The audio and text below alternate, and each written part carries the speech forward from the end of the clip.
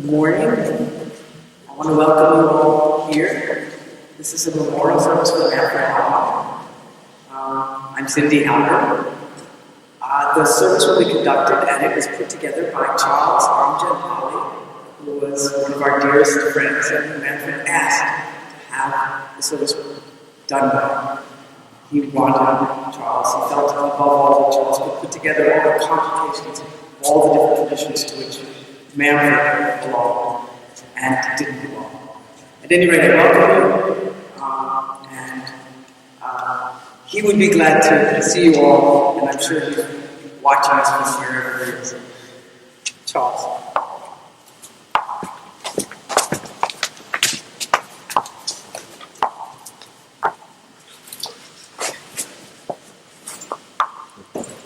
Good morning. I put together this service after long association with Manfred as his student, then as his teaching assistant, then as an instructor with him, then a long-term friend, mentor. Manfred used to collect all those who didn't fit in the normative structures of this esteemed institution of which we were a part. All the misfits found easy access to Manfred. I'm one of those misfits, and proud to be one of Manfred's students. So I bring this service with you. I want to introduce to you this text here. This has been produced with Manfred in mind, and those of you who know and remember Manfred, remember that one of his basic conviction was the mystical side of society and the mystical side of thought, and how political theory would look if it was influenced and challenged by the mystical standards of religiosity rather than orthodox status quo. So this is the context of the service I wanted to say. There is a card for every one of you which came with the bulletin. The card is a memorial card. I wish and hope that every one of you fill this. They will be collected and kept as a part of the memorial itself, and Cindy will have it as our offering. I begin with a reading from one of Manfred's favorite people, the great mystical poet Jalaluddin Rumi, whom Aubrey calls perhaps the greatest mystic of all time. The reading is with you. Follow with me if you want. And all these readings are my eulogies to Manfred, because each one of these readings are who Manfred was. The prophet, on whom be peace, said, "The worst of scholar is he who visits princes, and the best of the princes is he who visits scholars.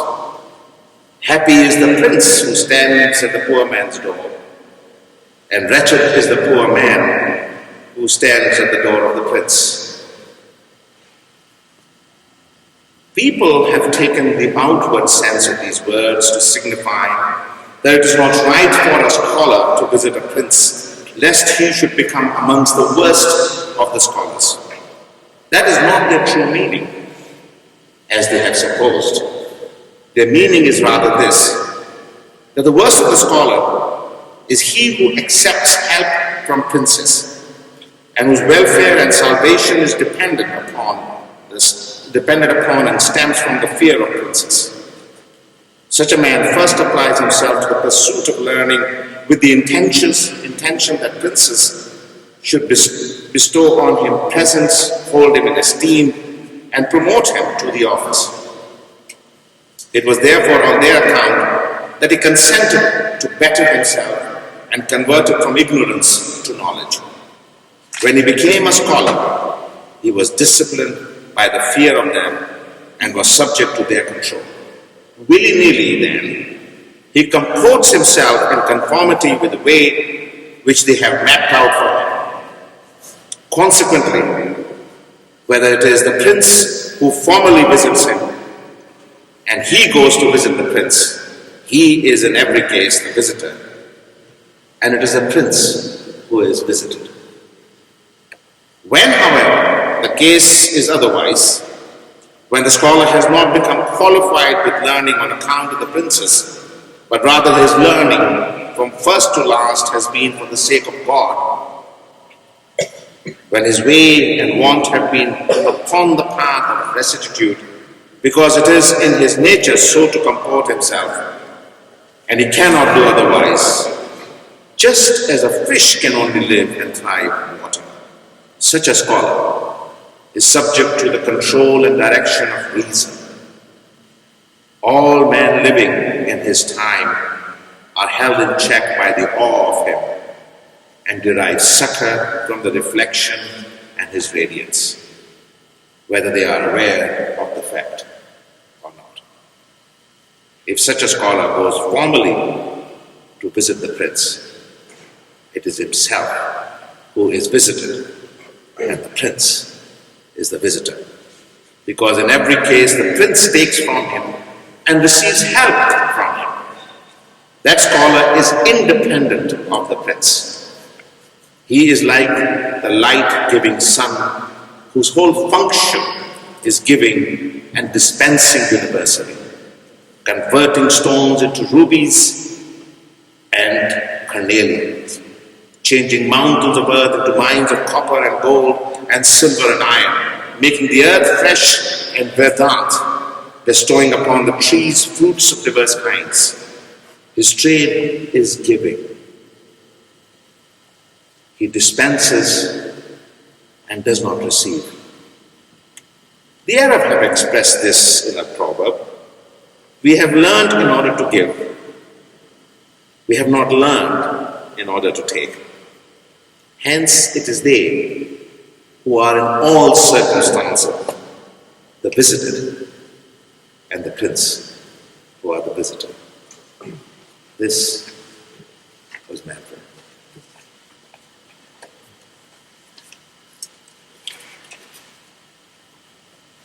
I would now invite Cindy, if she would like to come and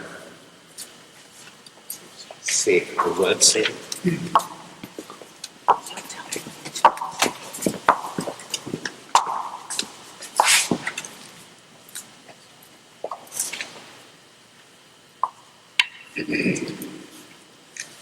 Good morning. This is an occasion for great grief, an occasion for pain and loss and anguish at the death of Manfred Halpern. But it's also an occasion for grace, for love, for compassion, the warmth of people coming together who knew him and loved him and cared about him. And compassion is one of the things that's most important in relation to Manfred. I was lucky in some ways because we didn't have this service right after he died.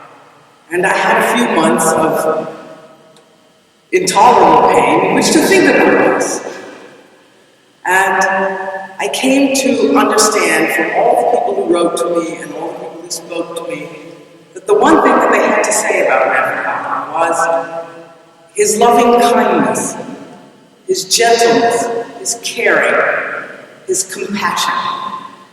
And that to me was the greatest thing that anyone could say about anyone. And I hoped that at the end of my life, he would say that about me. The people that he met and he touched through his loving kindness. And that was what was important about him. I'll come back a little bit to what his life was like that led to that. But I want to talk a little bit about what brought us here today, which is his death. Death, so far as we know, is not optional for humans. And so it's inevitable that each of us will face our own death. Manfred's was a good death, and it's important to know that. I hadn't ever really thought about a good death before. Of course, one fears bad deaths and can imagine it. But this was a good death. And it was a good death in the sense that it was the death that he wanted. It was quick. It was painless. He was subjected to only the silliest of indignities. He had his wits about him, and he was home with the people he loved until the end. He was also awake, contrary to the nurses who wanted to give him morphine for his breathing. He was not in pain. He said, "No, I want to be awake." And it was important to him that he was awake. His death was a brave ascent between worlds, and one of the things that was important for me in the experience of his dying was that he was unafraid. He was at no point afraid of dying. He wasn't afraid of death, he wasn't afraid of pain, he wasn't afraid. He was sometimes sad, sometimes sorrowful, but he wasn't afraid, he wasn't even worried.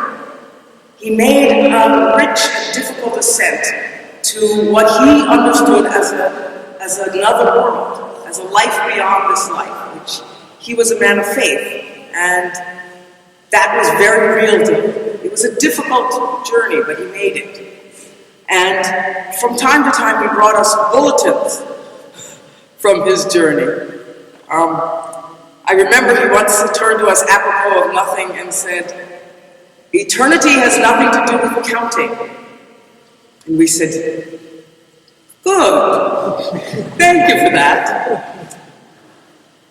My favorite story from those times, however, was when he said to me one morning, and he got mornings and evenings confused at the end, which was frustrating for him since time was very important. And he said, "I want you to get me a list of the people that I will be permanently awakened with." And I said, "Yes? Honey, how do you propose that I get that? I don't even know whether I'll be on the list of people you'll be permanently awakened with." And he said, "Find out." So I think that's my assignment for the rest of my life, is to find out whether I'll be on the list of people you'll be permanently awakened with. I'm not sure I will, but I am sure that he is. And I have felt him close to me while he was dying. Of course, we did this together in a way, as together as you could do this. Each one of us has to do it alone. And I feel him close to me always. So in that sense,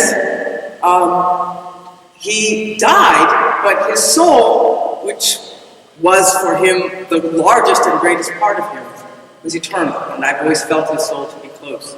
We communicated on the level of soul, I think above all, and that was a great gift to me from him.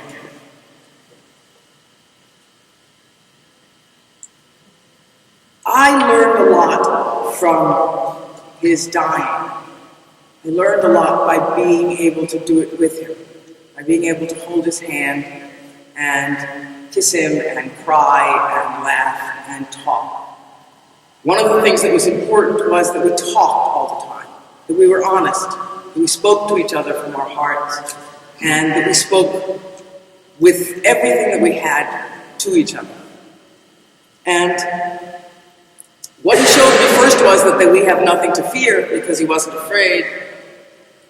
But also he showed me honesty and courage.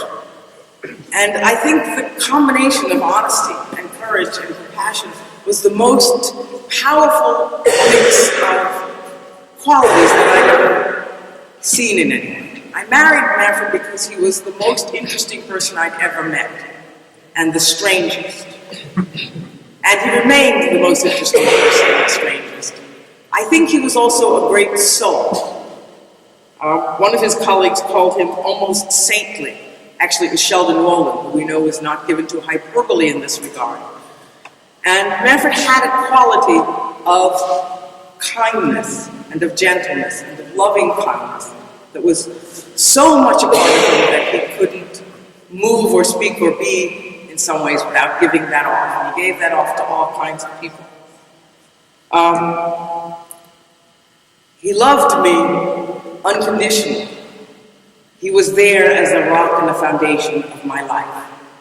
I don't mean to imply that he was perfect. He was impossible sometimes. He was incredibly stubborn. He did things the way he wanted. He was very obsessive about certain details and how things should be done, but he was always there. He was reliable, he was trustworthy, he was kind, and he was my best friend through all of my life. And it's important because you need a best friend. And I feel that he's still with me, he's still my best friend, and he's still there. He was a great, good soul, and that's what mattered about him.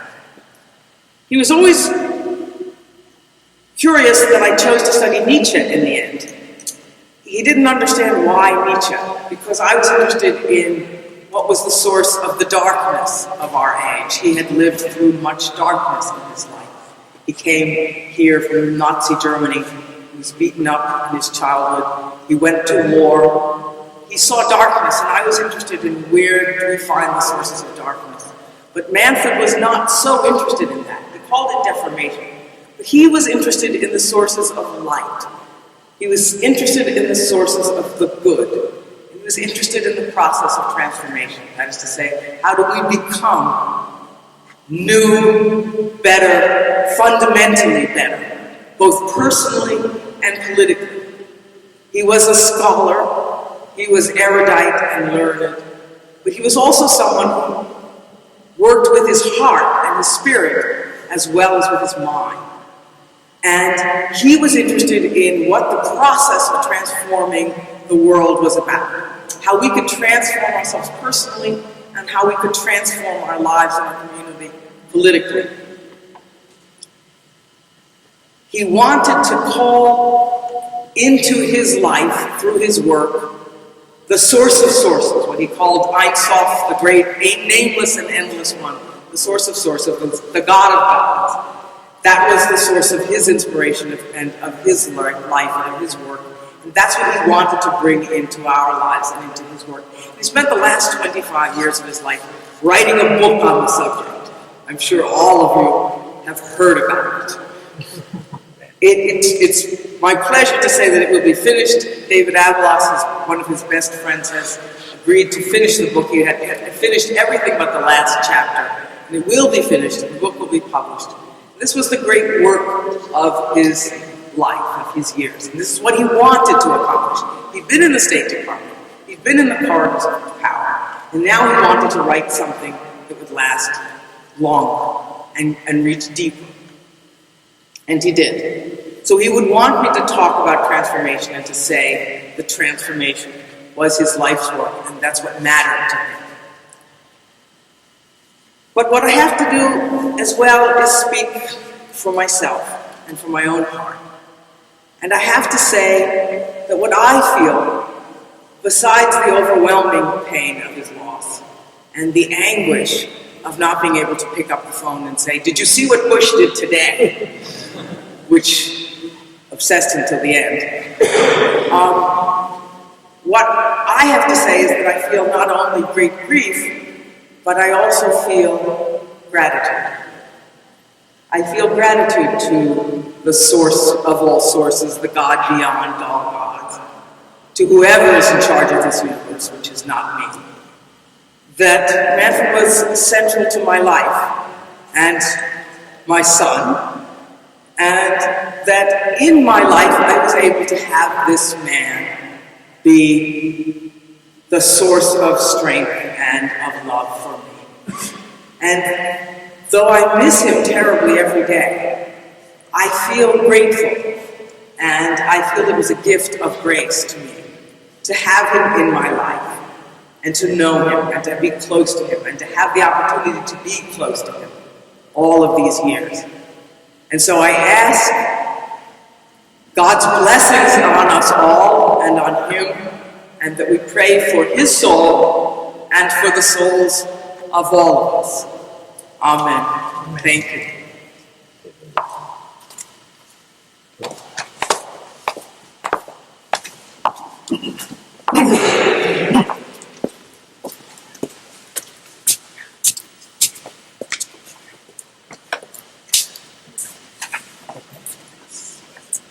Muy buenos días. I think Manfred would be pleased if I said good morning to you in Spanish. I first met Manfred Halpern in September of 1968. And this is the first time that he taught his graduate course on modernization, which was really a code word for transformation. And in that class, there were some very interesting people, like Bruce Boston and Joe O'Neill and Bob Laurenti and Ben Dorr and Pete Dawkins and Joe Poole. And I remember Joe Poole saying during the course, I'm not so sure about all this mysticism. But then he took Manfred's course the following semester in the Middle East, and he said, no. He said, this is an outstanding scholar. The next event I wanted to mention was the last Sunday of October 1971. I was going to be defending my dissertation the following day, and I sat down and wrote a letter to Manfred. And in the letter, I started out by saying, teach me gold. And that's a direct quote from the movie The Pawnbroker. And those of you who saw that movie remember that Saul Nazarman had a young Latino man working with him whose name was Jesus. And Jesus was always after Saul saying, teach me gold, teach me gold. And Saul kept saying, no, sometime later. And finally he said, okay, okay. And the reason I wrote that to Manfred was because in the alchemical tradition, when they spoke about transforming base metals into gold, they were really speaking about how do you take the scattered aspects, the fragments, as Manfred would say, of the personality, so that you're able to find the pearl of great price, the gold, which means yourself. And so I thanked him in that letter because that's what he had done for me. He had helped me to discover who I was in relationship to my scholarship. Another theme that runs through Manfred's life is that he was a guide. And he often spoke about a long line of guides that belong to the counter-tradition of transformation, a 2,500-year-old tradition. And as a guide, he was always concerned that he not be the person who dominated. But he always wanted to lead you to your own creativity. And there were two people who taught him a lot, that he often spoke about, and one was William Blake. And when he gave me a book, he signed it with one of William Blake's, a quotation from William Blake, that said, "This is Jerusalem in each of us." And I thought that was such a wonderful statement, because, of course, Jerusalem, for him, meant the coming together of the sacred in Judaism, in Christianity, and Islam. And it also, for him, represented the achievement of one's own Jerusalem, which means, again, the sacredness of one's own life.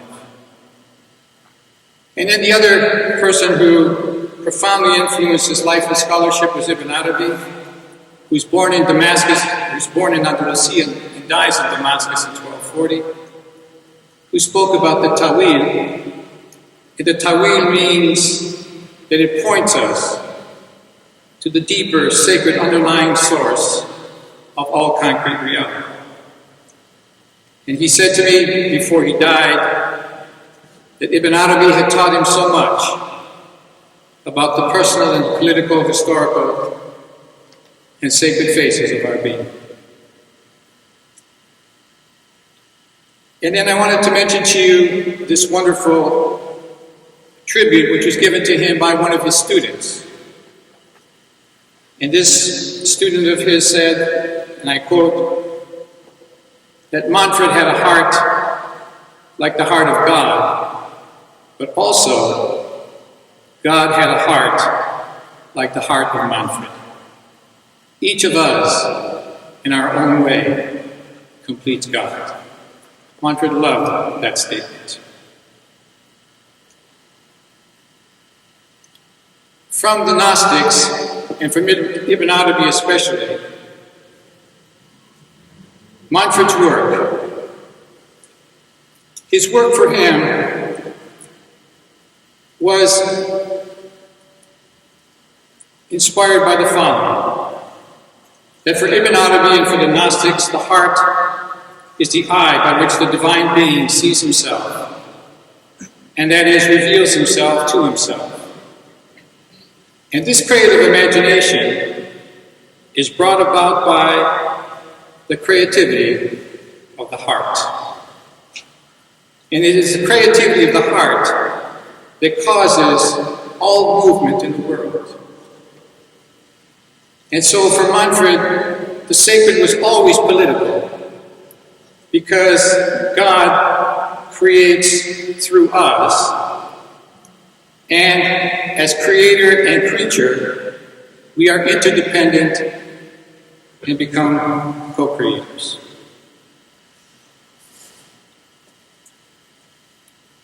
I was going through some of Manfred's notes right after he died, and I was very struck by the following, because I think that in many ways this captures at least some of the spirit of what he represented. And this is quoting from Manfred's notes. When I started as well to be beaten up nearly every day by my peers, I began day after day to fantasize that I would form an SS that would always do good, caring deeds. And then underneath it, he put, with an exclamation mark, no counter-violence.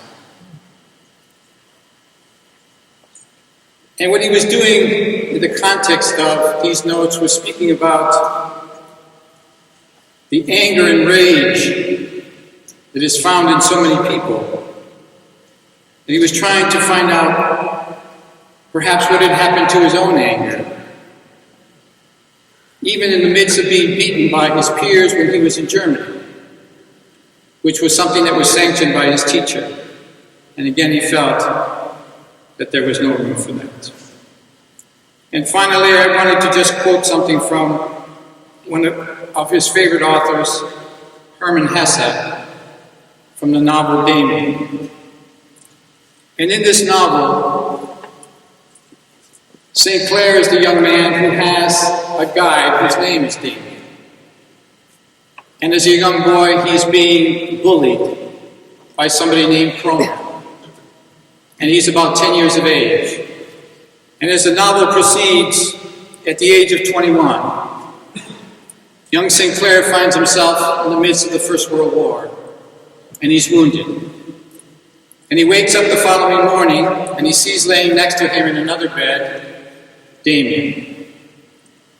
And Damien said to him, "Little St. Clair, listen, if you ever need me again, against Cromer or something else, I will not come crudely, by horseback or by train.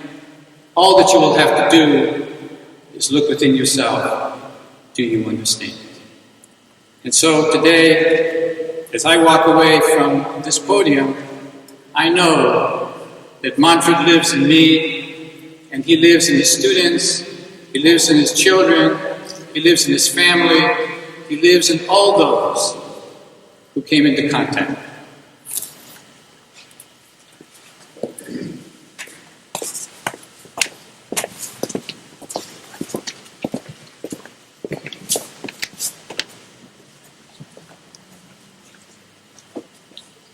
I wanted to say a few words about my father, especially as he was in the 60s and 70s, and I also want to read some poems that he loved. One of his favorite words was splendid, and he was always looking for things he could use it about. He was always expecting to be delighted, always ready to show delight, and he was happiest expressing gratitude for something that had delighted him. This is related to his love of being a host. My sister Tam says that she thought of him as a welcomer. It was true of him in a number of ways, and therefore, as a stranger, give it welcome was one of his favorite lines from Shakespeare. I remember him when we were growing up. Something splendid was always about to happen, about to be thought of, about to be said aloud. Tittle, Whittle, and McGee, a wonderful book he wrote and illustrated for Tam and Jeff in 1956, begins, Tittle, Whittle, and McGee had a splendid idea, as you will see. I want to remember, first of all, his sense of humor. He loved to laugh, and when I think of him, what comes into my mind first is him laughing hard like his own father. He had an enormous readiness to laugh, and his laughter was larger than life, famous in movie theaters. He found a really wide variety of things, gloriously funny, which is rare in people, I think. He never laughed at anyone and was never malicious. And his humor wasn't based on telling jokes. He couldn't tell a joke, in fact, because he would start laughing too hard halfway through, and the punchline would have to wait indefinitely. He was laughing at himself by then more than at the joke. Some people are praised because they can laugh at themselves, but my father loved to laugh at himself. He was like his own father in that way too. Sometimes he laughed at his own eccentricities and foibles. It was also true that he was mysterious to himself, and the laughter was one of his ways of taking pleasure in that fact. The second thing I think of is his love of music. The music he wanted to listen to was passionate, intense, full of authority and deep feeling. Nina Simone singing Sinner Man or Please Don't Let Me Be Misunderstood. Leonard Cohen singing Tower of Song. Bob Dylan singing You Gotta Serve Somebody. Miriam Makeba, Kulthum. Tia and I were talking about memories of my father decade after decade, listening to Middle Eastern music turned up loud while he cooked dinner. He loved to dance, and many people here remember him dancing at the legendary New Year's Eve parties in our living room in the late 60s, dancing to Benny Goodman's Sing, Sing, Sing, but also to Iron Butterflies in Agata de Vida, and Santana's Oye Como Va or Jingo Ba. Most important to me was his extraordinary responsiveness to poetry. One of my earliest memories is of him reading aloud to us. I think it was in the apartment in Tehran. When you're a child, you think everybody must love language that much. That everybody has such an intimate, electric, possessed, transported relationship with words and rhythms. His reading aloud voice was really striking. He read as if he himself were thinking or feeling the full force of the phrases for the first time.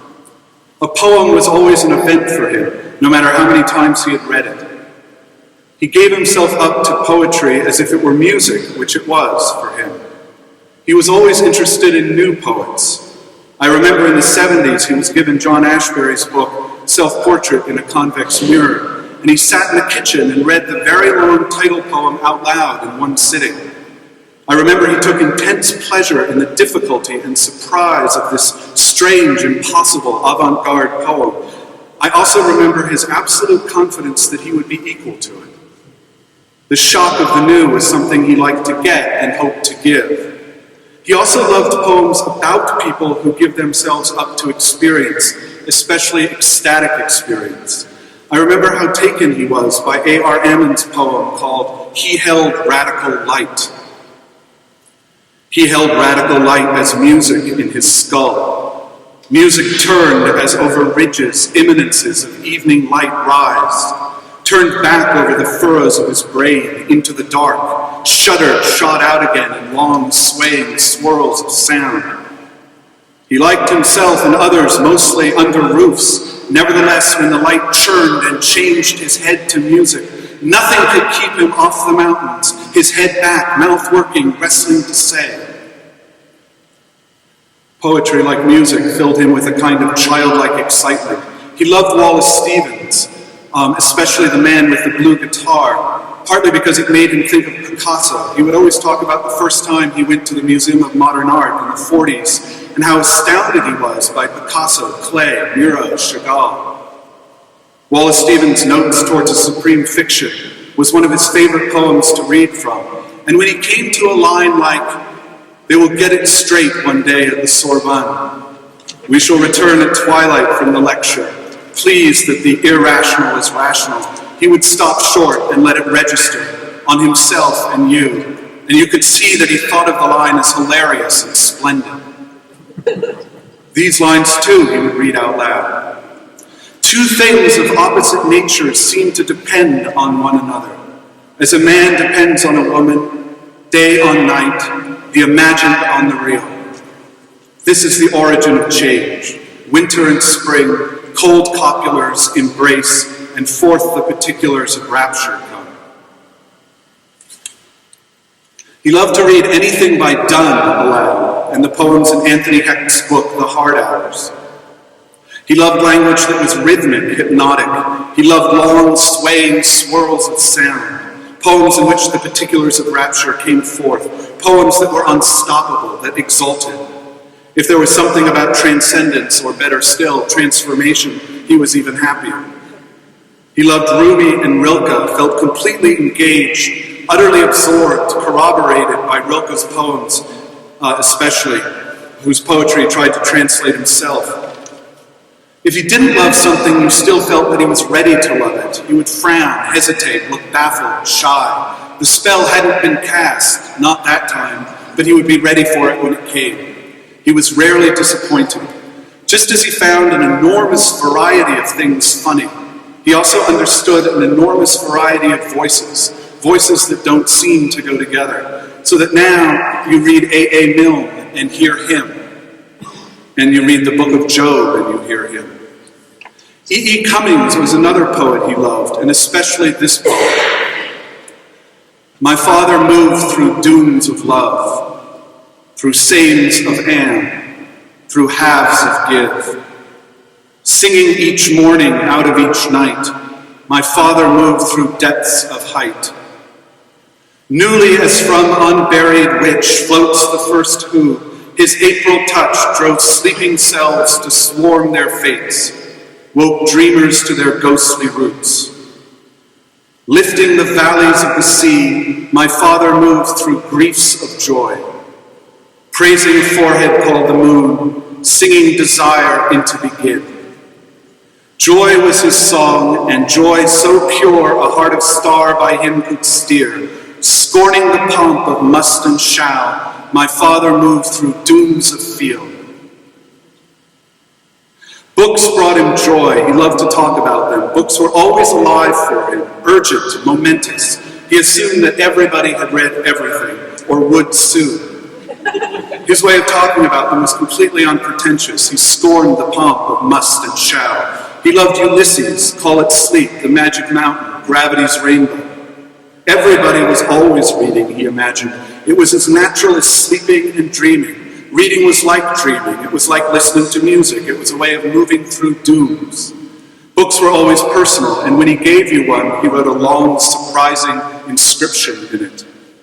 I remember him in the living room, sitting in the famous red chair that he sat in the 60s and 70s, a tower of books on the table beside him, Schubert's Piano Trio No. 2 on what my parents called the Victrola, although it was already the 70s. I remember him in the shady patio, reading, moving through griefs of joy, always happy to be interrupted, expecting something marvelous, possibly even crucial, from the interruption. I remember him as a teacher, where he showed the same exuberance, the same delight. He never burned out or got bored, but always communicated the sense that there was nowhere in the world he would rather be than in the classroom talking.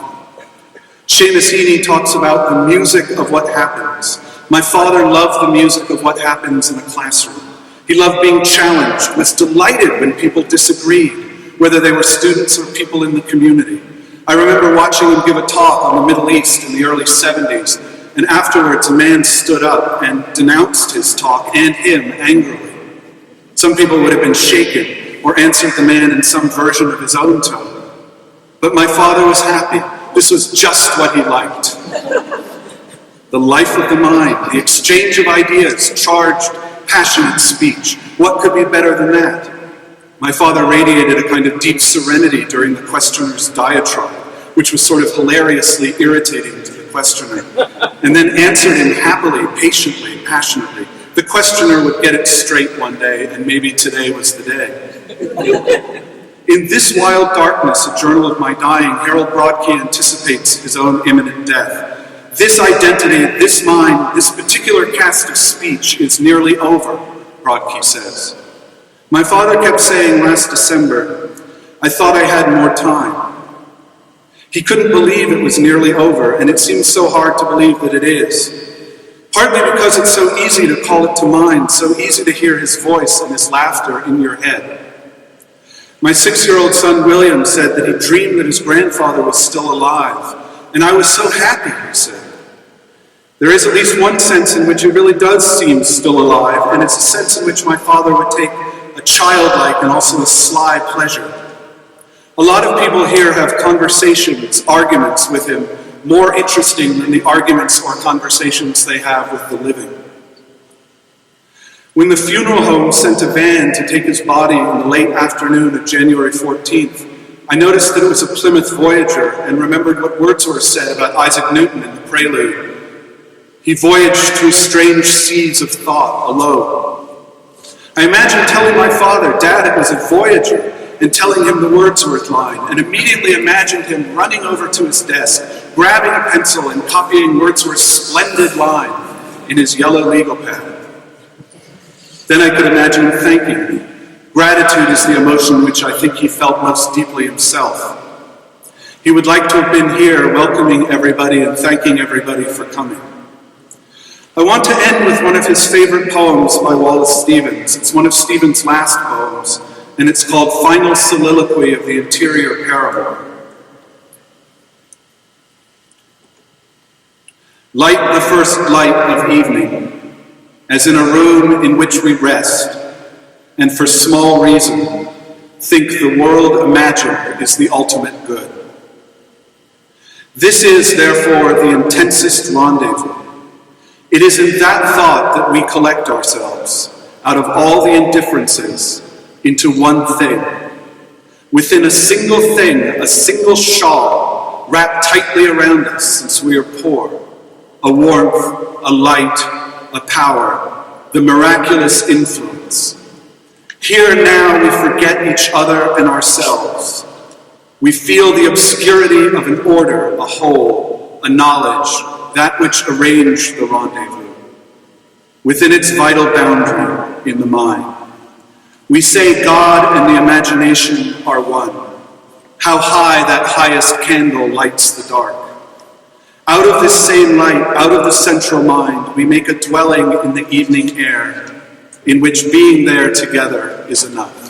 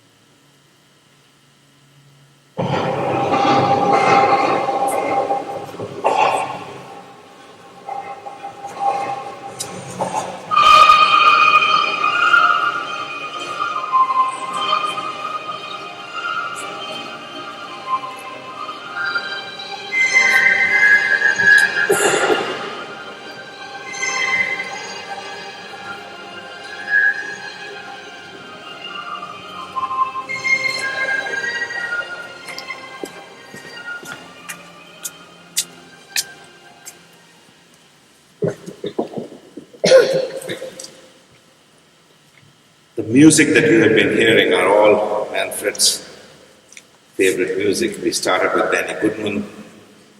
We took some of the reed music, and the last piece that we just heard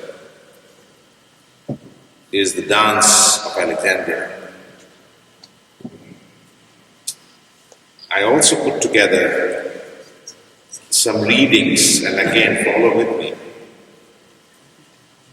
which are taken from Heschel and from some of the Hasidic writings. It takes three things to attain a sense of significant being: God, a soul, and a moment. And the three are always here. Just to be is a blessing. Just to live is holy. And the last piece I took this was an interview just before he died. Carl Stern of NBC was interviewing Heschel. And he asked a number of questions, and he said at the end, "Let them remember that there is meaning beyond absurdity. Let them be sure that every deed counts, that every word has power, and that we all can do our share to redeem the world in spite of all absurdities and all frustrations and all disappointments. And above all, let them remember to build a life as if it were the work of art." Manfred was that work of art. I've got two Hasidic stories as my eulogy to Manfred. What do you have for the poor is one of those. One of the marks of the Hasidic movement was a special concern for the poor. In their stories, we meet orphans, beggars, and poor widows, and hear how people of the community help them. This story was told about a rabbi whose name was Moshe. It was Moshe's custom to go from place to place collecting money to give to the poor. One day he entered a tavern where a group of men were sitting at a table, drinking and playing cards. They were a rough and surly bunch. Carnival workers, drifters, all sorts of hucksters. But even such people should not pass by us, says one version of the story. We should love them and not despise them. And if possible, we should give them the chance to help others by giving money for the poor too. So the rabbi walked up to the man, politely asking for a contribution. At first they paid no attention and simply went on with their game. When he asked again, they dismissed him with a curse and some rough language. Finally, when the rabbi asked a third time, one of them got up, walked over to the rabbi, knocked him to the floor, and began pounding on him, fists after fists. When he finished, Rabbi Moshe got up from the floor and spoke to the group once more. "All right," he said. "That was for me. Now what do you have for the poor?" The ruffians were quite disarmed, gave the rabbi a generous contribution. I hate to say this was also part of Manfred's life. He was beaten, but he still kept collecting for the poor.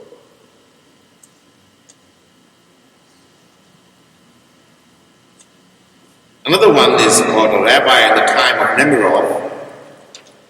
There were some fantastic rumors going around concerning, I almost said Manfred, but about rabbi in the town of Nemirov. During each morning of the high holidays, the rabbi was nowhere to be found.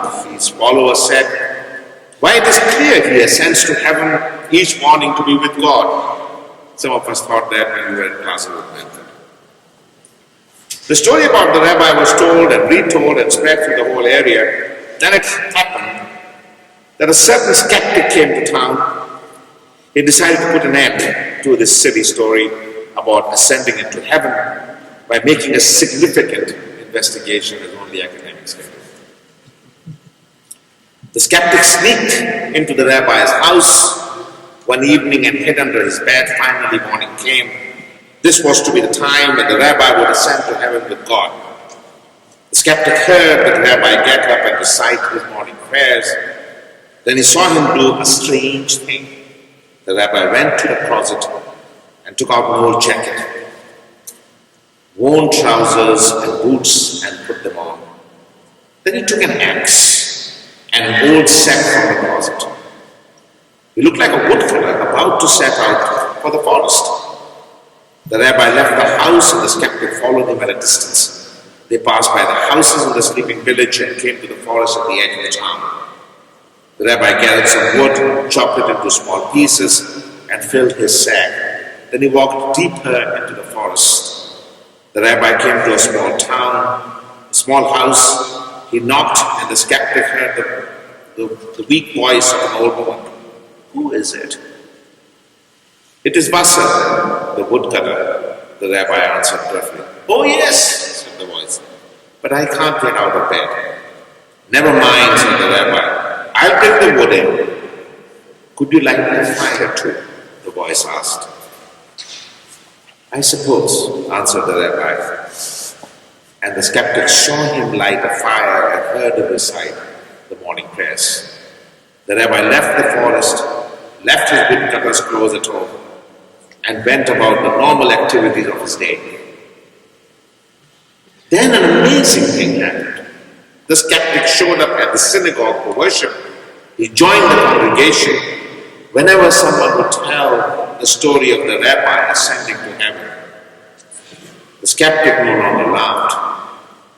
He would add quietly, yes, if not even higher. All of us entered Manfred's class and were skeptical. We were academics, and he was talking weird things. They were funny. He was talking about strange sources of being to us, that we must come to terms with the source of our beings.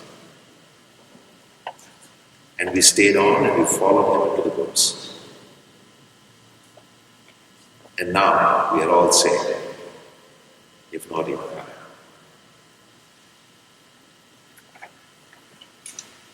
I would like to invite Fred Greenstein to give his eulogy for me.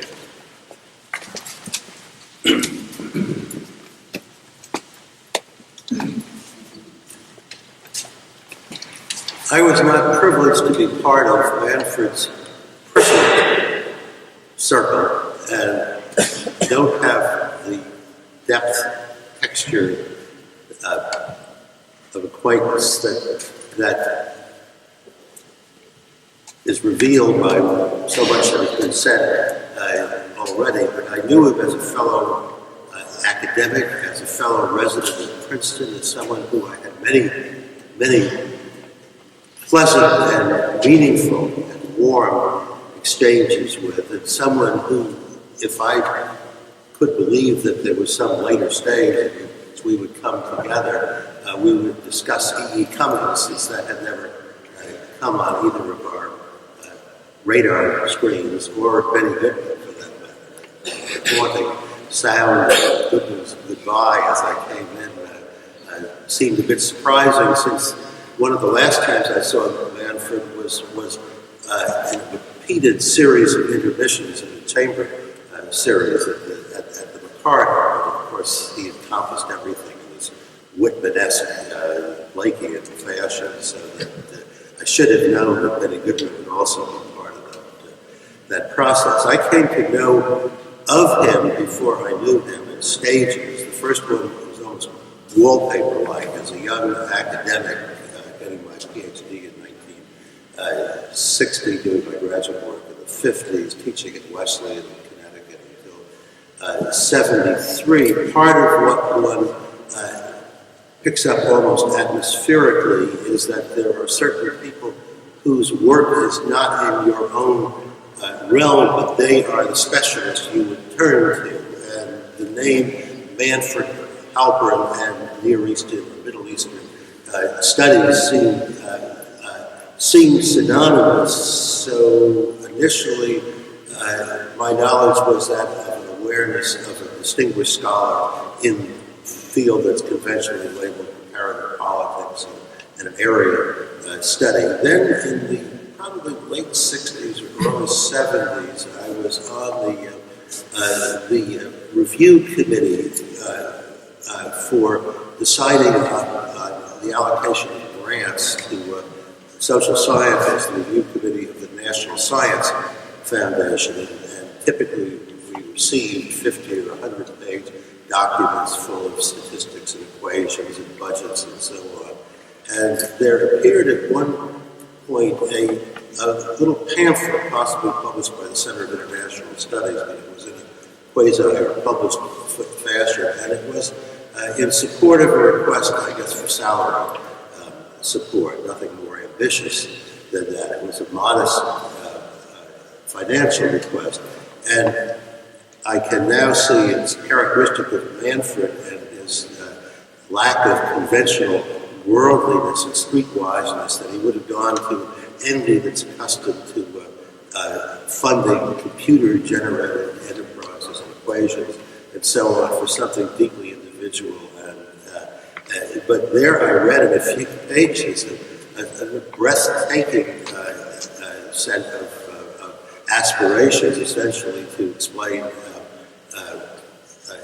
all collective, individual, and interpersonal phenomena from the individual to the global or universal in terms of a single set of categories and distinctions that were, as I remember at the time, particularly rooted in the work of Jung, which I haven't heard alluded to up till now. Then I came to Princeton. I met this gentleman and had many exchanges with him, and eventually, very reluctantly, there was thrust upon me the chairmanship of the department, and then that led to another level of acquaintance, because it was a department that was big and unwieldy. There had been problems, there were issues of morale, and one of the things I simply did was undertake to meet with each individual, usually over lunch or some other occasion that was off campus, and get to know them and find out what their concerns and interests were. And knowing, as I already did, that Manfred he'd not given up his expertise on the Middle East, and indeed, I believe, took a group there sometime in the last decade and exhibited all of his expertise and erudition, but he had acquired a mission. He had had an epiphany, if that's not even too simple or modest a word. He had been transformed, and he was now looking at a way to think about and encompass the problems of transformation.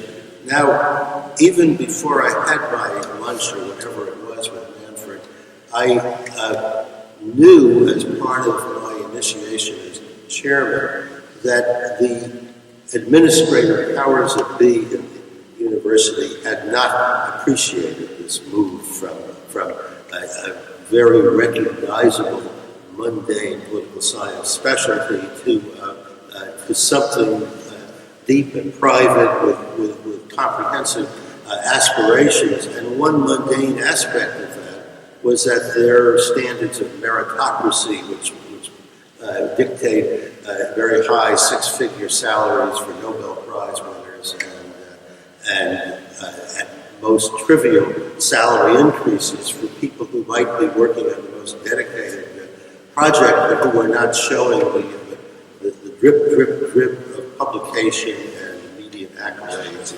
and so on.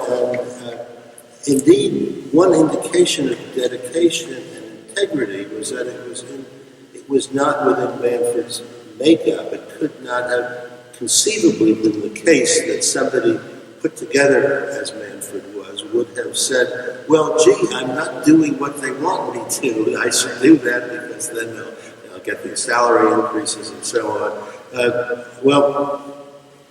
Another strand which came to me in this responsibility as chairman was that where a piece of the responsibility was simply to meet with the undergraduates and the undergraduate committee and go through the faculty alphabetically and say, well, what do students tell you about this faculty member and this experience? And students would say, well, so-and-so's an eloquent lecturer, so-and-so doesn't seem to remember what that lectures, in fact, consist of consecutive statements. So-and-so seems to be just showing movies to the students, and maybe it's losing steam. But mostly there were very positive responses to the quite instrumental experience of learning more about some cognitive thing. But when it came to Manfred, the students paused and they said, well, it's sort of hard to describe. But when we study with him, we find out about ourselves. We can't quite put it in words, but but we feel as if we have undergone a personal experience of the sort that we don't experience elsewhere in our educational in the formal curriculum. Well, one thing that did become possible, I was pleased to say, was that because there was, if not publications and books galore, there was a great body of writing. It was possible to get very respected individuals to read some of this draft material and support the proposal to the university that they really had to do something not just about compensation, but about arranging the set of steps that would lead to sabbaticals and retirement and so on. The possibility of really having the open-ended period of time that brought the project to the point where David would bring it to conclusion. Now, so this is rather laying this out as administrative timeline, but along the way, of course, I did come to know the human being, and I put down a list of qualities that I've now added one, which was in my mind but not on the list. The qualities, starting with one that academics have, is erudition. The next one is depth. There was never a sense that you were getting a kind of a glittery array of dropping of facts and references or whatnot, and that's probably why I've been deprived of his love for E. Cummings or Benny Goodman, as the case may be. The one related to depth is sensitivity, somebody whose feelings were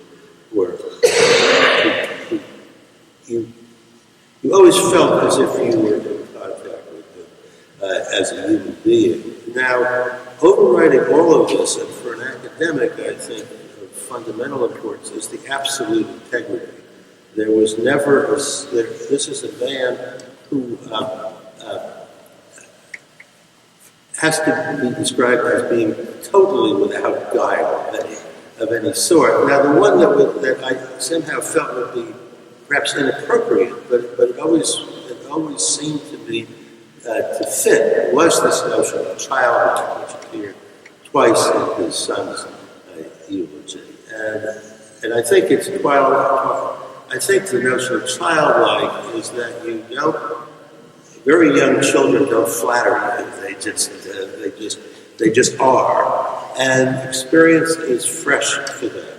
Now, the coda of our experience was when Manfred had gone into retirement, and I was blessedly gone out of administration and was moving toward my own retirement. We did see each other regularly at a chamber concert series and regularly get to chat, and not just about the music, in the intermission. And the stage that I was quite taken by was that of doting house husband. he loved to talk about Cindy's accomplishments at Swarthmore, about the awards of being home and maintaining the household. And that clearly was a further level of depth in this very deep and remarkable individual. So it's an honor to have known him and to have learned much more about him in the last hour.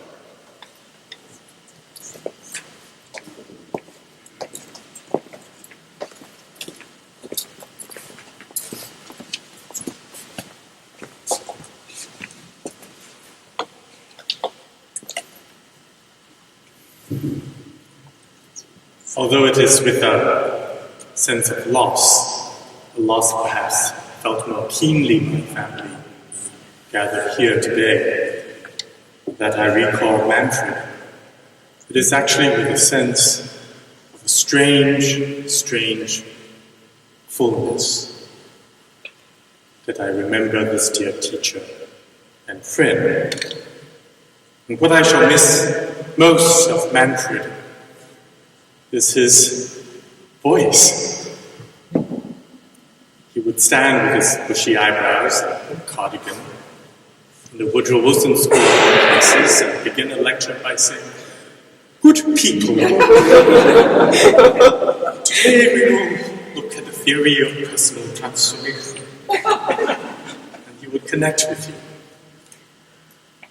And I shall miss the walks we took on the beach in Los Angeles when I was working as a priest and he was visiting his aunt. And I would say, "Manfred, you have an aunt?" Because I thought he was already quite old. Old and yet always so young and so alive. We would talk about politics and religion and sex. Because I was just coming out. It was amazing to be able to connect with him in so many different ways.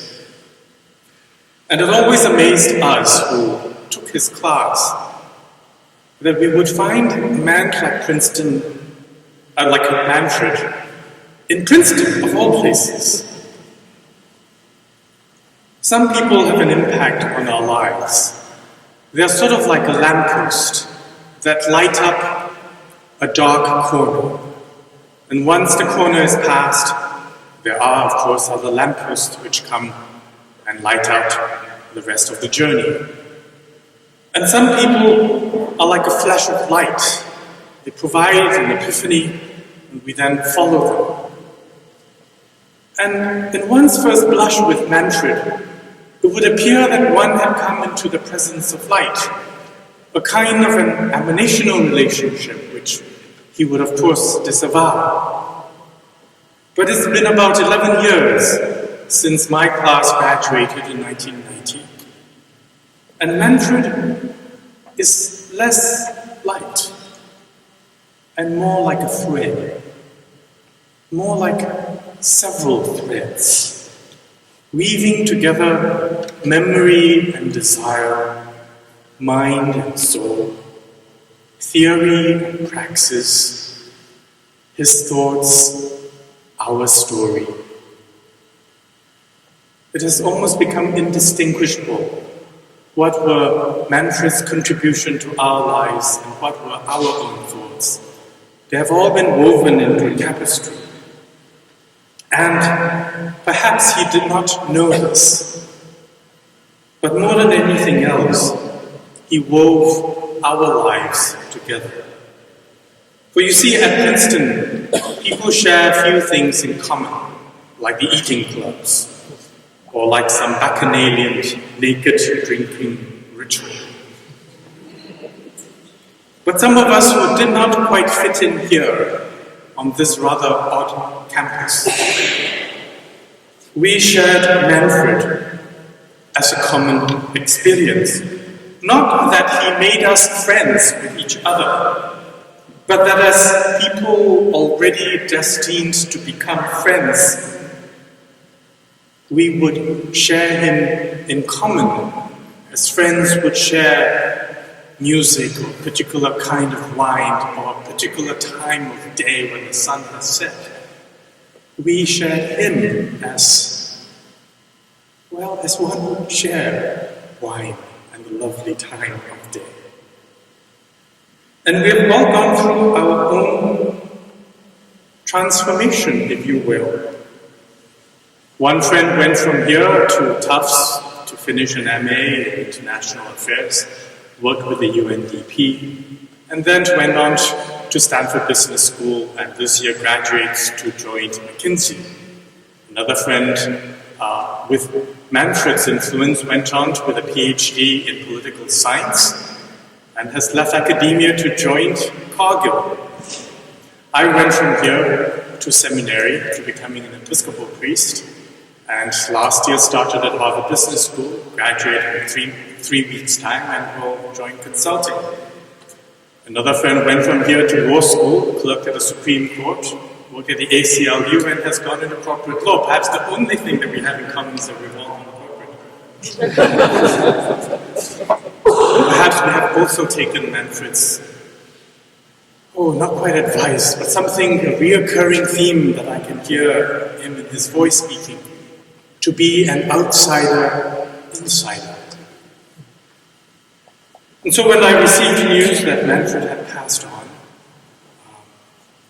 over a very badly written article I thought in the Princeton Weekly, a few of us needed to find some closure with this wonderful being.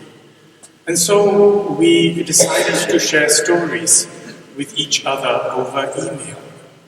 And I'm privileged to share some of the thoughts of friends of mine.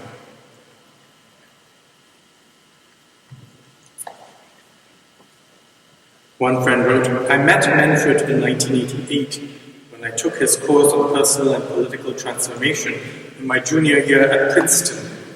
That experience was, indeed, a transforming one for me. It has helped me ever since to understand my choices and path in life in a deeper, more thoughtful and present way.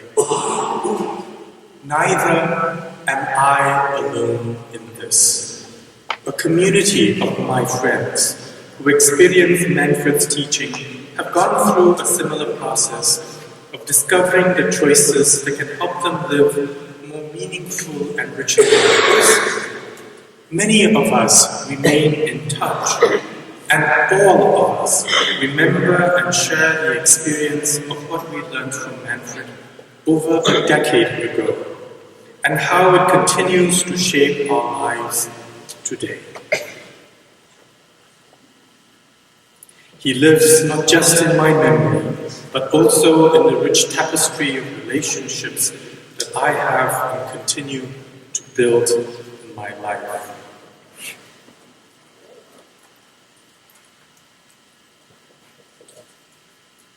One other friend described his first encounter with Manfred by saying that for the first several months I had a rare experience of being guided down a path of discovery about myself, human relationships and human relations with the sacred. This path was not always clearly marked and easy to walk. I remember sitting in Manfred's office attempting to explain my roiling angst. As I finished, he sat back, chuckled and said, "You must be a Lutheran." And of course, I was a Lutheran. And of course, it was both comforting and disturbing to have my angst so immediately decipherable. But the discomfort I felt never really developed because his guidance was always given with compassion. And I'm not sure I ever really felt as well cared for in my growth at Princeton as I did when I sat with Manfred in his classes and office hours. And finally, one friend said, I am glad I met the old wizard. I hope his passing was peaceful, and that he had the time to let go of the old flesh and bones. Manfred, thank you so very, very much.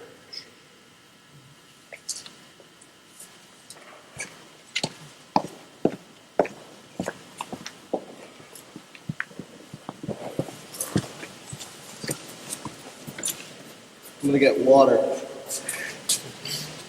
but I'll try to make it quick because there's a wedding.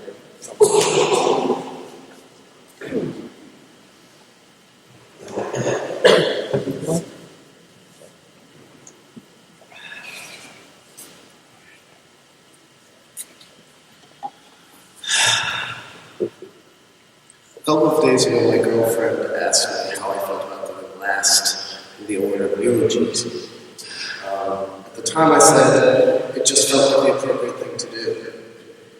The more I thought about it, the more I recognized exactly how fitting it was. I showed up last in my father's life. I was the youngest of his children. And in many ways, I think I was his last chance to give father his all. I think because of this, my dad and I shared a unique and indestructibly loving relationship. Until September, when I left for NYU, I had lived in the room next door to him for 10 years. And I'd grown up in the house he had helped build, played in the garden that was his passion, and basked in the warmth and pride and love he showered on my mother. When my mother began teaching at a house in Swarthmore, my dad and I were left to fend for ourselves during the week. So here were these two unlikely housemates in complete opposite places in the world, who still somehow managed to live together. We flourished, actually.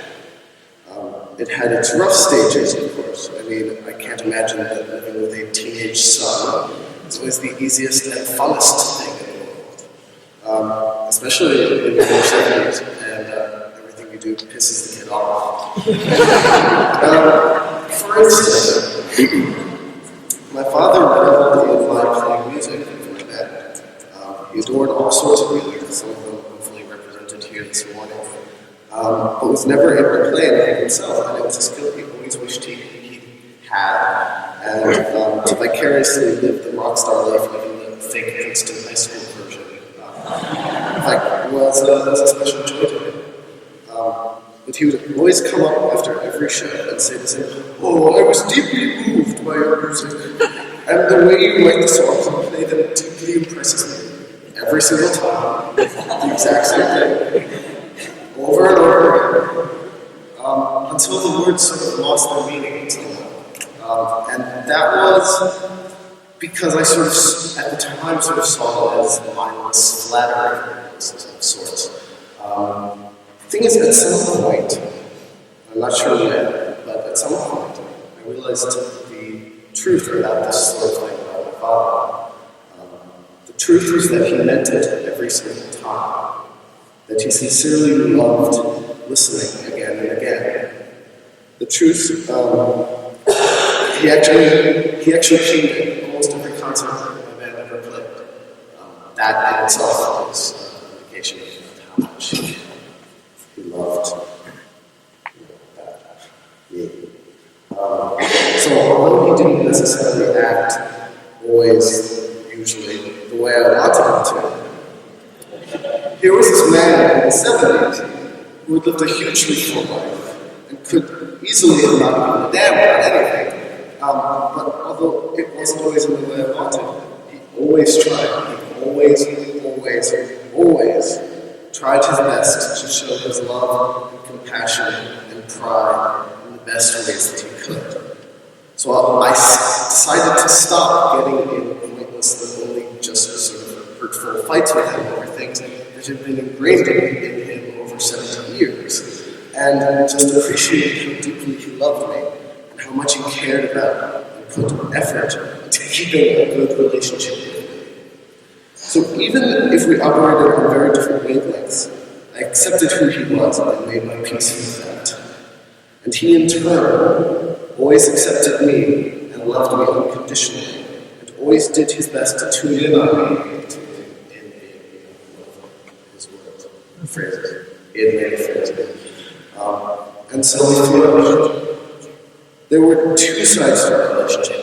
There was the surface level, and like my mom said, the soul level.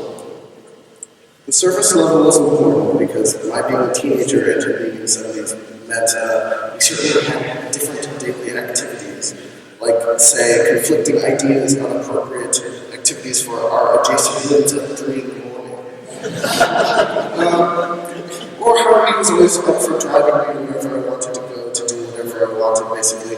And when that wasn't happening, dropping me off and picking me up from school. But he would sit at his desk always, writing his book, and I would come home from school, and we would share the news of the day, always openly and caring, and we'd sometimes go to dinner at Main Street in the shopping center and share ideas and feelings, ask questions and discuss. And we grew to share a deep, open understanding and an appreciation for each other. I traveled around the world, went to Egypt, Jordan, and Israel in 1997, and I cared for him through 2 previous bouts of cancer the first time when I was 12. Those dinners at Main Street continued even after I left for college, but leaving the house was the scariest thing I've ever had to do. Of course, it's not like this fear hadn't arisen before. I first met my father when he was 58. And when college sort of slowly loomed large in near distance, the undercurrent had always been there with me my entire life. This sort of vague comprehension that I was just starting my life, whereas my father was ending his, became much more frightening and real.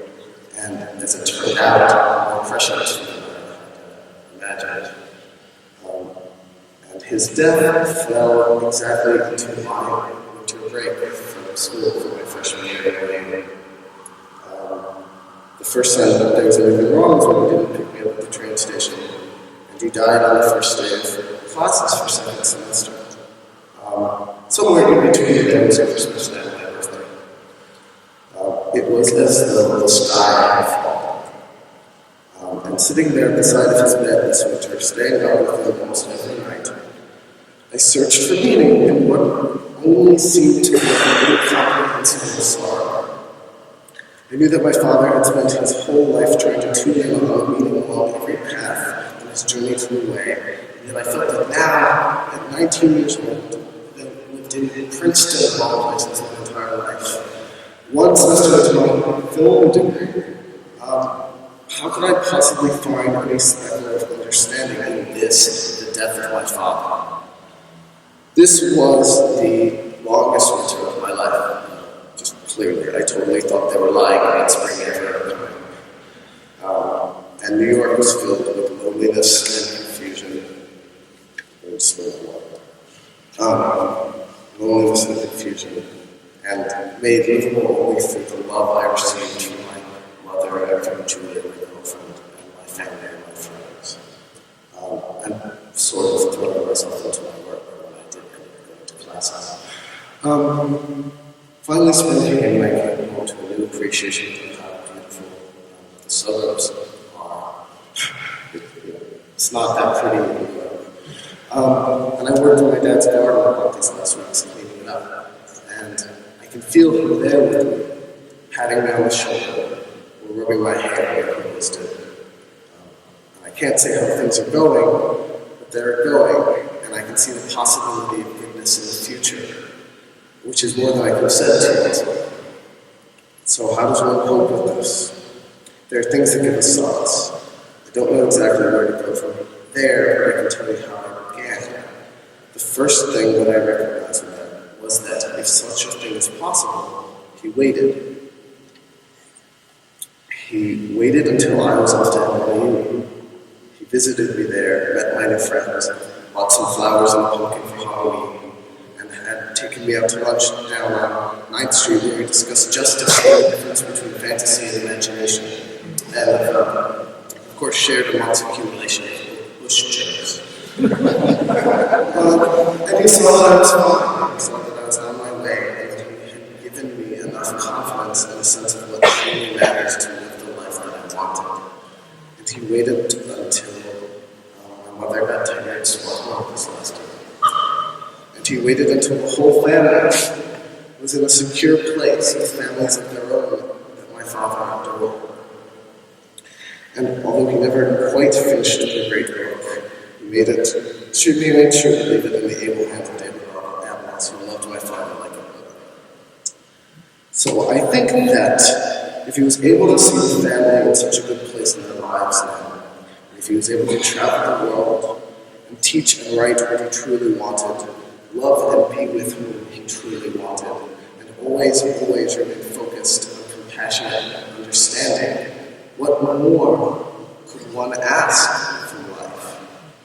I think I see that while his death saddens us and leaves a terrible hole where a great soul once was among us, we can find solace that he lived a good, full life and ended it in the way and in the place he wanted, surrounded by the people whom he loved and who loved him.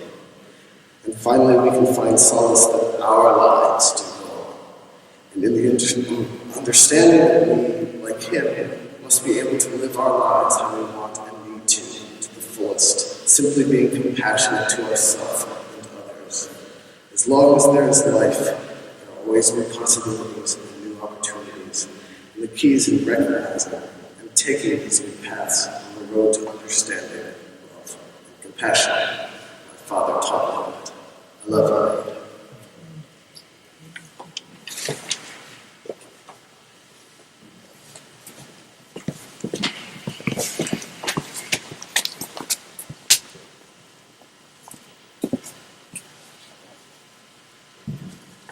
In spite of the time we are actually running a little late, I would still like to have the possibility of giving some of you the opportunity of expressing a brief memory or image that you would like to bring in front of us. If we can do it shortly, briefly, I'm sorry, I hate to be a timekeeper on this, but I would like to invite people, if they come, I'll stand there and try to keep some kind of an order on this. I hate doing this, but it has to be done because the chapel is to be occupied at 1 o'clock. Anybody who wants to give their memory or feeling about Manfred, please.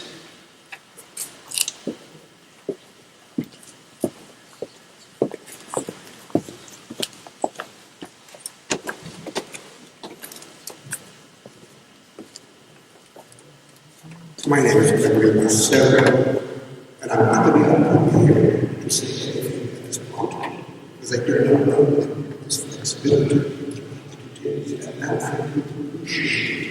The reason he would especially is he was the end of formality you could imagine. The word formal was foreign to him. I remember a number of years, late 50s, 60s, early 70s, when we would share singers. Passover together. My little wife, Cynthia, Deborah, David would visit the Halperns, Betsy, and wonderful boys and girls that she and Manfred had at the time in the garden. And I recall Manfred's attitude to life with friends who came in the afternoon or evening was like the universe. There's absolutely no order. Each planet turns on its own, but all are somehow connected. Each child, I, and the helpers moved in various different directions, games, talks. There was both seriousness and laughter, but it was like the universe. And this wonderful creative disorder reminded me that Manfred would very easily, Betsy would put something, Manfred would in the middle of a sentence proceed to mix scrambled eggs while discussing marks. I appreciated this very much. And I recall that at one moment he would grab me by the shoulders and ask me, "You have now read chapter 7, you've gotten so far in my transformation. Be honest." I said, "I cannot be honest here. We are surrounded by people who are going to misunderstand that digression." So he takes me to the bedroom and says, Tell me, Gregory, what is the most challenging thing you can say against this?" And I said, I took my life in my hands and I said, "Manfred, there are many suppositions here. Imagine the opposite." And he was not even shocked. He squared his shoulders and he said, "Splendid!" "And now we shall discuss," said he, "all my propositions and its opposites. There is in the Muslim notion of paradise the assumption, while women are not exactly mentioned in that paradise except in certain roles, But the man who reached that paradise reached it in a certain form. You sit on the shore of a deep and pure-watered river. There's flowers everywhere. There's songs and sirens. There are clouds pass in the sky. Water is delivered to those men so they can drink. The best foods and fruits taken from the tree, delivered to those men that can drink and eat. Certain other things those men delight in are best censored in this place. But I can imagine that I shall meet Manfred in paradise, and it is a wonderful expectation of mine that we will never be formal about anything, because for him, anything goes means the creative churning, which is both a pleasure and a fulfillment. In the sense, Manfred was the last man to be passive about anything. Therefore, I look forward to meet Manfred in paradise, to have wonderful times with him, and I can imagine him looking at all those males whom the Muslims expect to be and say, what a waste. These are all passive human beings who expect to be fed, who expect to be serviced. This is not a life. Let's really make paradise out of this. I look forward to it, and I'm delighted to see before me these wonderful boys and girls who I remember tiny, who have now grown to such gorgeous height, and whose words embarrass me. They're so much richer than mine. So I shall meet, I hope, Manfred in paradise, and we shall play in the fields of the Lord the way it should really be written, not passively, but actively and happily.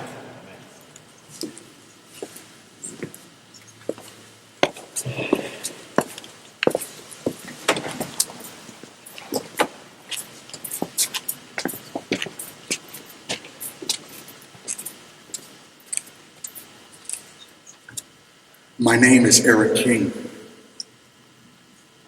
and for 30 years I had the privilege of knowing Manfred Halpern as a friend and mentor. And there are so many things I could say but don't have time to say. But there are two distinct memories of him that I have. One was my first semester here at Princeton University, undergoing the furious passage of a graduate student. And I had had a course in state and local government with the then chair of the department, Dwayne Locker, and written my first paper for him. And he simply wrote on it, "See me." And I went to his office and I sat in his chair, a chair that would lower itself about 2 feet, so that you were sitting, looking at your knees, and then at Professor Locker, a very uncomfortable position. And he told me, "You write great summaries, great précis, but you don't know a thing about analysis." And I was crestfallen because, having graduated from a Jesuit institution with a 3.5, I thought I should know something about analysis, but I didn't. So for a number of weeks, I went crestfallen until I met Manfred Halpern. And I said, "Professor Halpern, I don't think I'm going to make it here." And he says, "Why?" I says, "I don't know anything about analysis." He says, "I don't believe it." He says, "Write something for me that you consider analysis and then bring it back to me and we'll talk about it." And I brought him the very paper that I had written for Professor Locker. And he said, "Well, it seems to me that you reconstruct the argument, you present counter-evidence, you challenge assumptions. That's analysis." He says, "It would seem to me that you're like Moliere's gentleman, that you have been speaking prose all the time and didn't know it."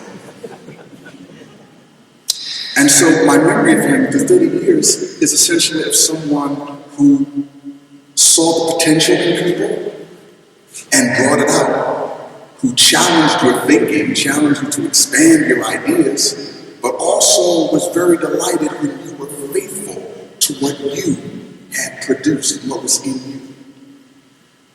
The second memory that I have of him and that I will always appreciate was his passion. I and another group of graduate students in his The Politics of North Africa and Middle East seminar were totally unprepared for dinner at his house. We thought it would be a polite dinner, followed by discussion of some weighty subjects. It moved along those lines for a while, and then he decided that he wanted us to listen to some records of Islamic liturgies. And since he was the host and professor, we obliged, although none of us knew that much about Islamic liturgies. And he dimmed the lights, and we listened to for what was for me very strange music. But what none of us was prepared for was the fact that he went off.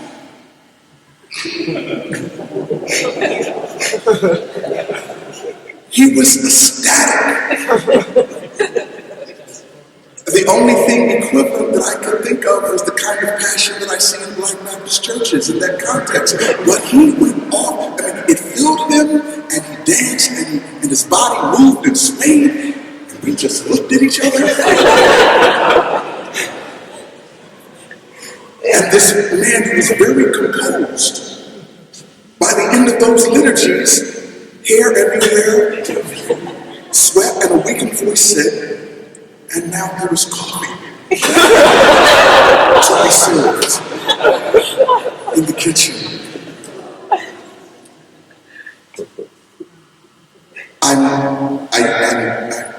I use his theory in my dissertation, which has influenced my life, and I can say a lot about the work, but what I remember about the man is A, confirming you have something original to say it. 2, think out of the box. And 3, I was delighted to meet someone who had a passion that moved beyond the formal kinds of things that I associated with the academic side. And I will treasure these memories. And thank you.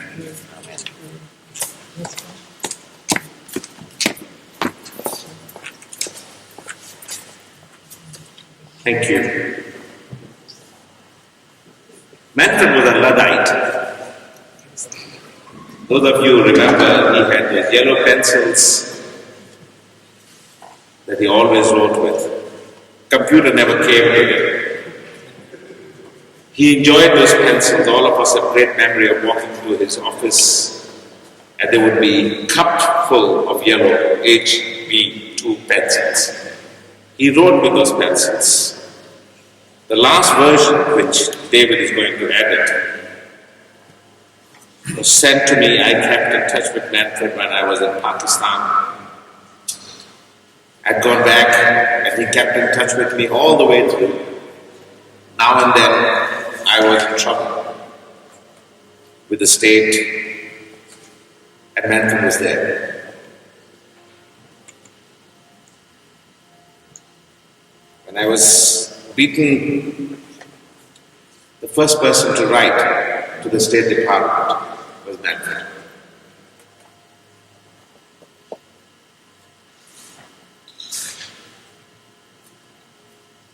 This Luddite knew how to use technology when it was convenient.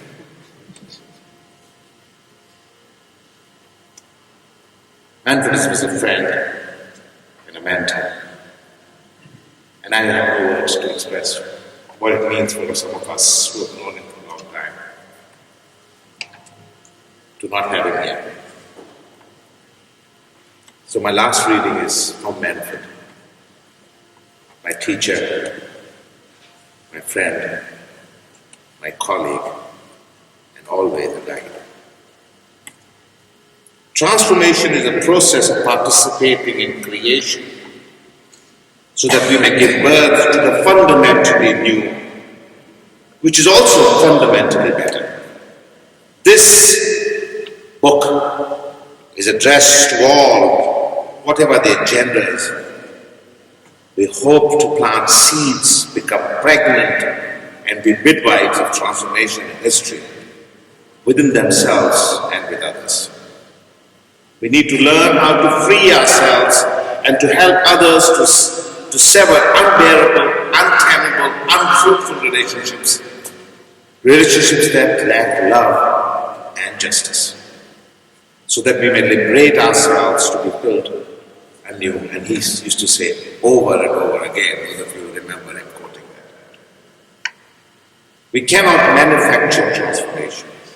We can learn to tune in on this non-linear process at work as the pregnancy is still developing in the womb, and to move caringly and in the midst of hope and pain, even before there is any practical outcome. Very feminine image that Manfred always talked about. This is addressed to the pregnant, to those wondering about the risks and joy of pregnancy, and to those in the process of being born. Anyone who reserves theory for the years of impregnators and midwives is not a true guide of transformation, but is striving instead to create a new elite. This was a professor of Princeton saying. Nothing being offered is to be believed even for a minute. This is Manfred's text about himself. Believing in transformation would wrap us into an emanational package within which we would experience our life, sometime with great, though sometime with diminished intensity, but we would never develop into a whole being. It is not belief that is of any help. Instead, it is a question of faith, of risking trust in the practice of transformation as described by our theory, which is thus tested again and again by each person and by experiences that are concretely never the same, but infinitely varied, yet reflect the same underlying pattern of this drama. Shall we observe silence in the memory of our friend, our father, our husband, a friend, a colleague, and a great soul.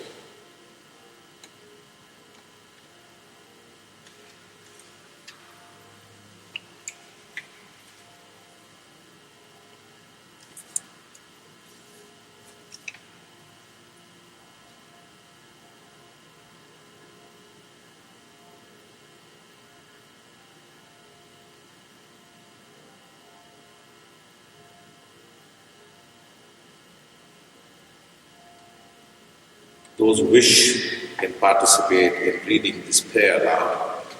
I think this prayer is Manfred's own voice, even though it's Francis Assisi. Lord, make me a channel of thy peace, that where there is hatred I may bring love, that where there is wrong I may bring the spirit of forgiveness, that where there is discord I may bring harmony, that where there is error, I may bring truth, that where there is doubt, I may bring faith, that where there is despair, I may bring hope, that where there are shadows, I may bring light, that where there is sadness, I may bring joy.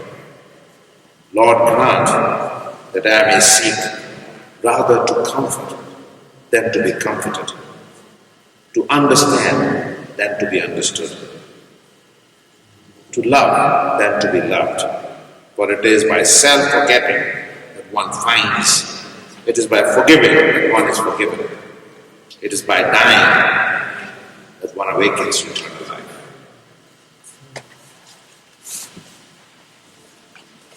Cindy asked me to invite all of you, any one of you who can make it, to come to our house for a little gathering, refreshment, and time together, so that we continue this memorial in a more joyful community together, to thank God in gratitude for the life of Manfred Halpern.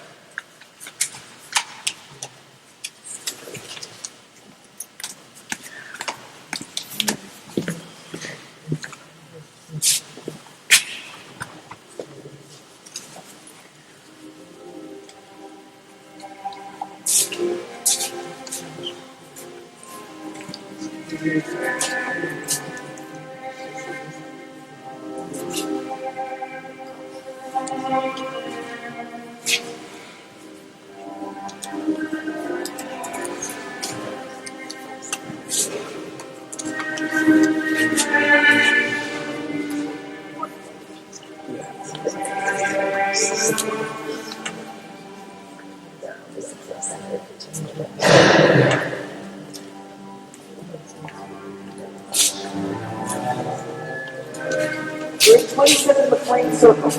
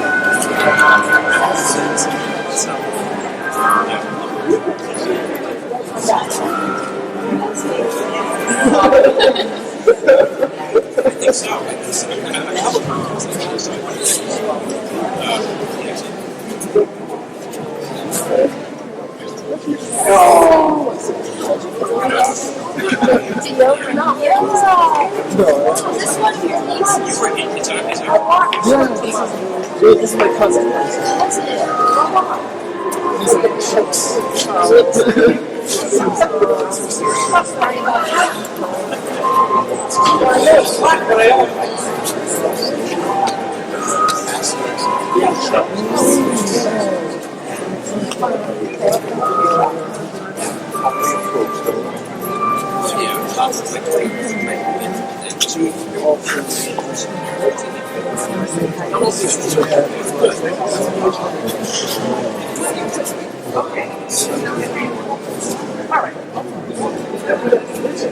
I'm tall, so I can see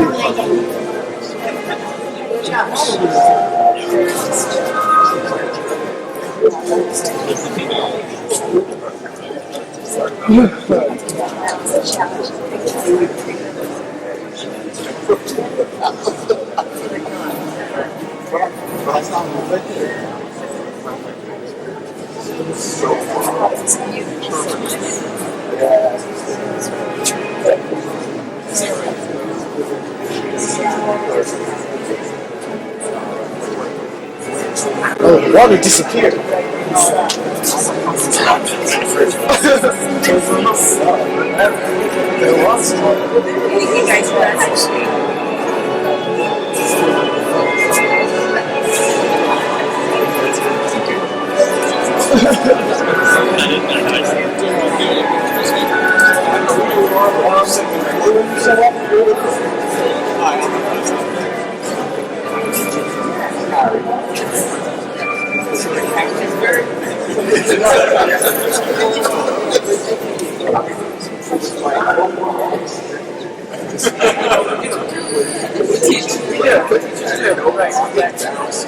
The second just flew to and then this is that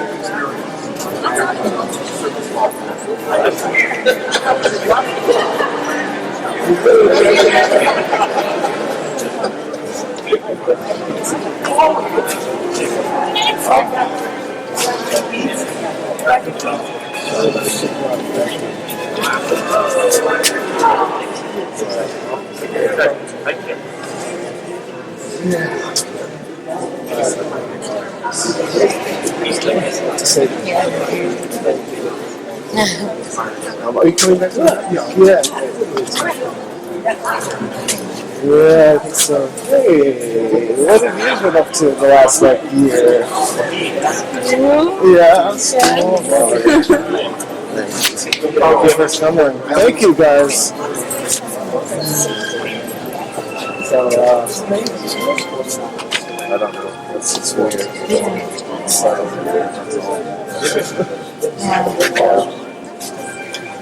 There was water. It's like I had some. I took it away. Stole it. Yeah. I think they are.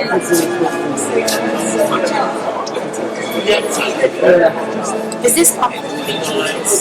The whole thing? Yeah, it's good. It's been like 4 months, so yeah, we put a lot of thought into this.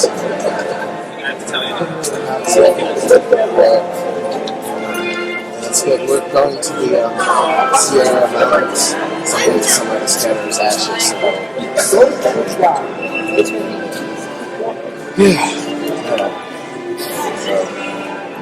And it's weird, it's Susie's birthday, Susie shot and she's came to listen to our big conversation, and I came to the house and line. That's nice note.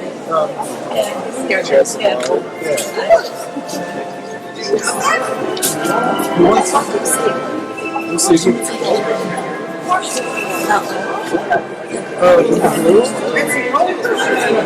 So thank you so much.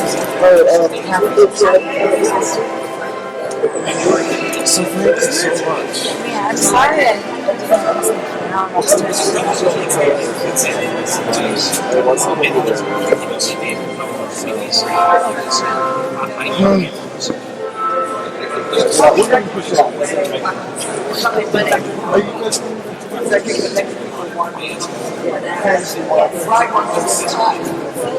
What can we say?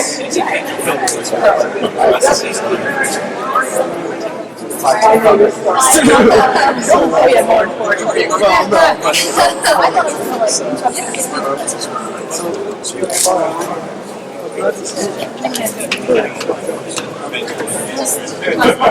So is he?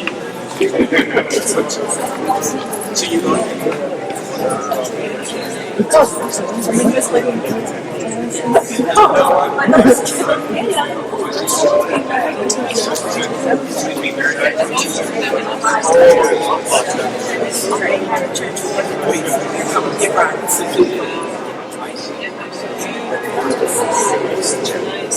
I'm sorry,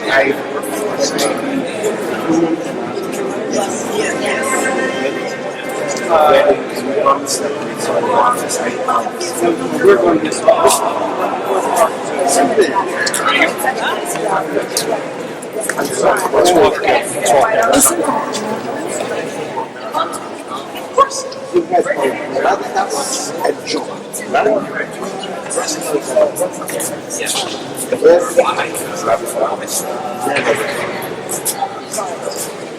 I want to get that.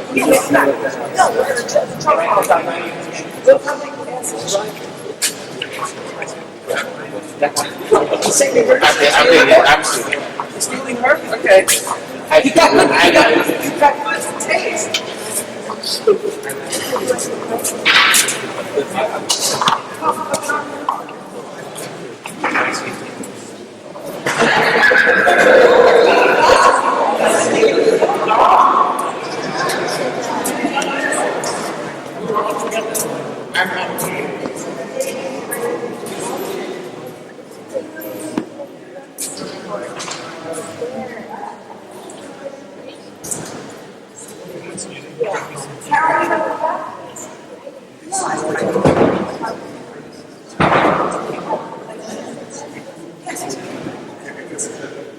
You guys come back?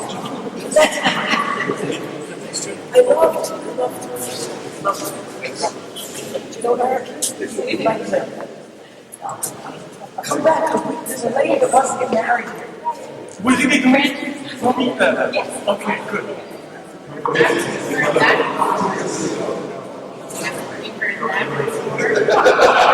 Out there, you build it, Yeah. stop it, Yeah. take it away, you put it in the exact same place, and you press start again. Yes, I do know how to do that, but I can do that in the editing room, not with the camera. That was that's what I was yeah, it was Does it running out of record steam. sound, doesn't it? Yeah, it does. I do that. Can I? Scoot, it's scoot, ooh! Sorry. Yeah. Did you have a good time today? Well, under the circumstances, I thought it was a nice service. Wonderful. All right. Just wanted to get... Well, you know, we were in the first seminar together. The first seminar, yeah. First seminar on the Modernization, whatever happened to that word. That's right. That was a code word for Are transformation. you going to the production end of the business or the Probably the creative, the writing, hopefully, great. if I can ever do anything. Does this Get also it have together. sound to it? Yeah, it does. Oh, great. Yeah. Okay, very good. Right. Left on this. Okay, that's it. That's it, then I'm going to bed. Yeah, and you're going to bed. Yeah, go to bed. I said to Julia, tell him your Uncle Charles said it. I said he will not listen to Charles, but his uncle might listen. Uncle Charles. That's right. Hi, sweetie. Hi, honey. Okay. You did so good today. You did Oh, I very, am very so well. You were impressed. so impressive, and I was in tears, and so was the whole audience. They absolutely, you had them sobbing in the aisles. And you also made it very real, very down to earth, very concrete, very funny. They liked it a lot. You were very good. Thank you. And I think you should be proud of yourself. Your father would certainly be No, proud actually, of you. the other thing is your comportment Yes. overall. That was much more important to me. That you did not get overwhelmed by the occasion. One, Yeah. you did not let other people determine your Well, there's idiom no and your language. metaphor. Right. Which is That's how right. it happens. Use his own language. You use His your own. And the language. third thing is you did not let They gave the them awe money to refurbish houses of or what? what do you call it? Obtuseness Yes. of relationship Yeah. determine how you responded to it. You responded the way Josh would normally. That's right. You know. That's right. And I'm That's saying right. these are the That's three very right. critical That's important right. things. I was That's right. watching him very carefully. That's right. That's right. He does. He does this. Good. His father raised him.